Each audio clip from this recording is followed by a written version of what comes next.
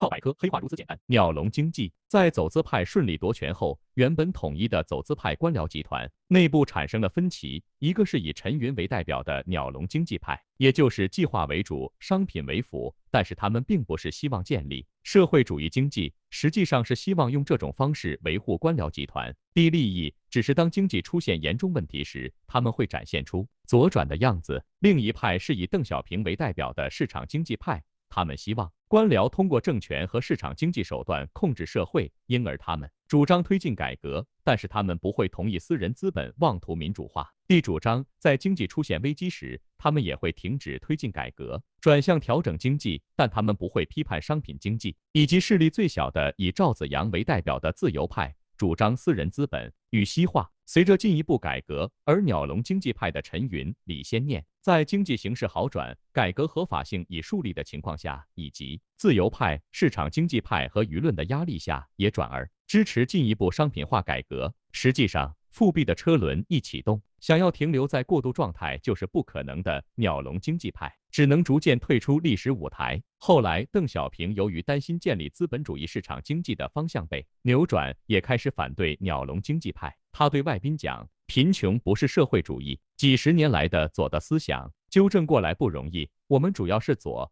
已经形成了一种习惯势力。现在中国反对改革的人不多，但在制定和实行具体政策的时候，总容易出现有一点留恋过去的情况，习惯的东西就起作用，就冒出来了。我们既有左的干扰，也有右的干扰，但最大的危险还是左。从马克思主义的观点出发，经济基础决定上层建筑，即使陈云一派人的理论再动听，也无法改变他改变经济基础的事实。所以鸟笼经济到底还是行不通的。就像德意志意识形态中评价荷兰说道，一旦资产阶级积累了钱，国家就不得不向他们求起，最后则干脆被他们收买去了。此制度终究是关不住火鸟的。